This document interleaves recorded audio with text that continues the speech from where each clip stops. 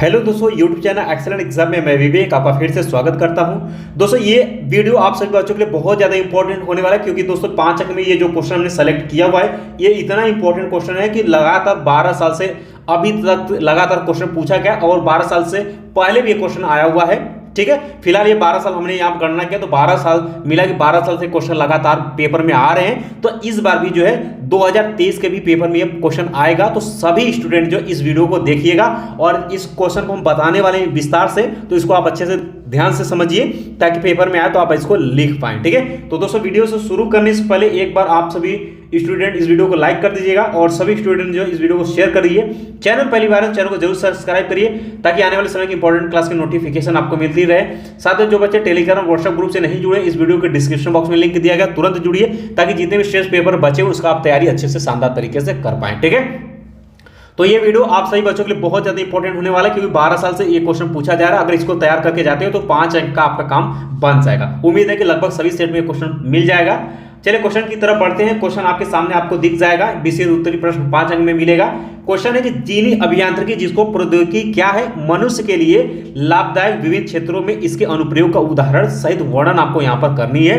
ठीक है, या डीएनए प्रौद्योगिकी क्यों कहते हैं। ठीक है, जीनी अभियांत्रिकी क्या होती है, इसे पुनर्योजी डीएनए प्रौद्योगिकी क्यों कहते हैं, मानव हित में इसकी उपयोगिता का उल्लेख करना है। और छोटे छोटे इससे क्वेश्चन भी बनेंगे कि इसकी उपयोगिता आपको बताना है 2 अंक में। और जो आपके पेपर में क्वेश्चन पूछा गया था वो ये पूछा गया था कि जैव प्रौद्योगिकी के बारे में आप क्या जानते हैं, जैव प्रौद्योगिकी के मानव स्वास्थ्य के क्षेत्र में 2 उपयोग भी आपको बतानी है। ठीक है, और यहाँ पर आप देख पाएंगे लगातार क्वेश्चन देख सकते हैं 22 में भी, यहाँ पर 22 में यानी कि 3-3 4-4 सेट में 22 में ही पूछा गया था चिकित्सा में जैव प्रौद्योगिकी का उपयोग और योगदान क्या है, या जीन क्लोनिंग पर टिप्पणी लिख लेंगे, डायरेक्ट क्वेश्चन पूछा था।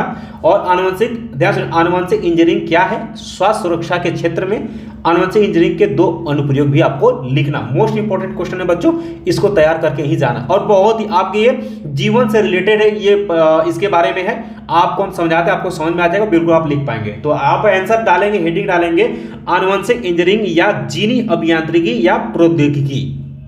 चलिए होता है क्या इसके बारे में जानते हैं कि आनुवंशिक अभियांत्रिकी या जेनेटिक इंजीनियरिंग या जीन अभियांत्रिकी, तीनों नाम याद रखिए एक ही है। ठीक है, को जीन क्लोनिंग भी कहते हैं, यानी 4 नाम हो गया।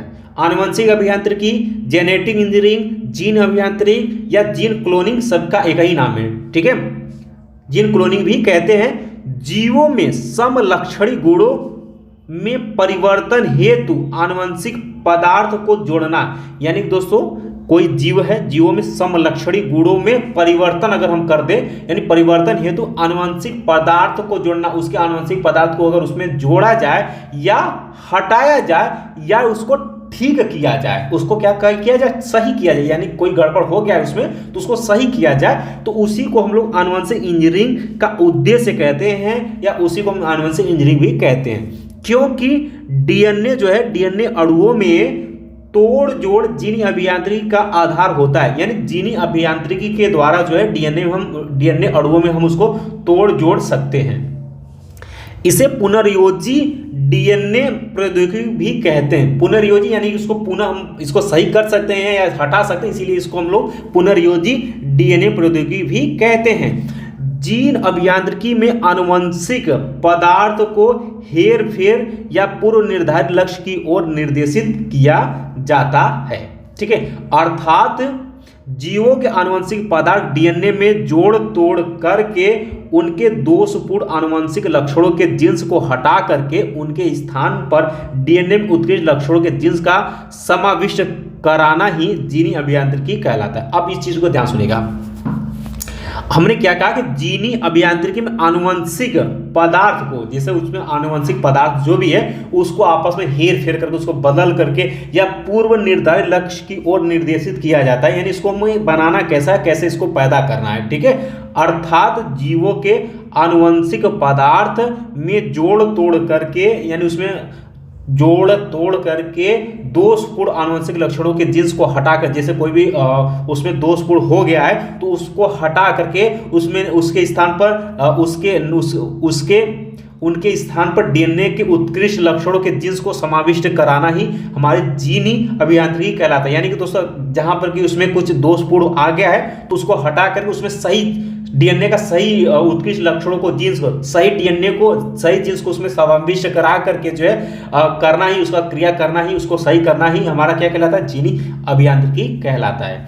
यानी कि बच्चों आपने ये देखा होगा जैसे कि कोई भी हाइब्रिडाइजेशन जैसे कि कुत्ते में होता है ना कि गाय में भी होता है, आपने आए दिन देखते हैं ना कि गाय में आप किसी भी उसमें दूसरे यानी गाय का किसी भी कह सकते हैं गाय का कई प्रजाति होते हैं, उसमें किसी प्रजाति का भी आप जो है उसके डीएनए को बदल करके उसमें कोई दूसरे प्रजाति का बच्चा हम पैदा कर सकते हैं। बिल्कुल वही बात यहाँ पर कहा गया है, ठीक उसी लिए, ठीक है। इस तकनीकी में दो डीएनए अणुओं को सर्वप्रथम कोशिका केंद्रक से पृथक किया जाता है और एक या अधिक प्रकार के विशेष एंजाइम रजिस्ट्रेशन एंजाइम के द्वारा उनके टुकड़े किए जाते हैं, ठीक है, उनके टुकड़े किए जाते हैं। इसके बाद इन टुकड़ों को इच्छानुसार जोड़कर कोशिका में पुनरावृत्ति व जनन के लिए पुनः स्थापित कर दिया जाता है। यानी इसको तोड़कर टुकड़े को सही करके फिर उसी में उसको जनन के लिए फिर पुनः स्थापित कर दिया जाता है। संक्षेप में जीन क्लोनिंग या आनुवंशिक इंजीनियरिंग विदेशी डीएनए के एक विशिष्ट टुकड़े को कोशिका में स्थापित करना होता है।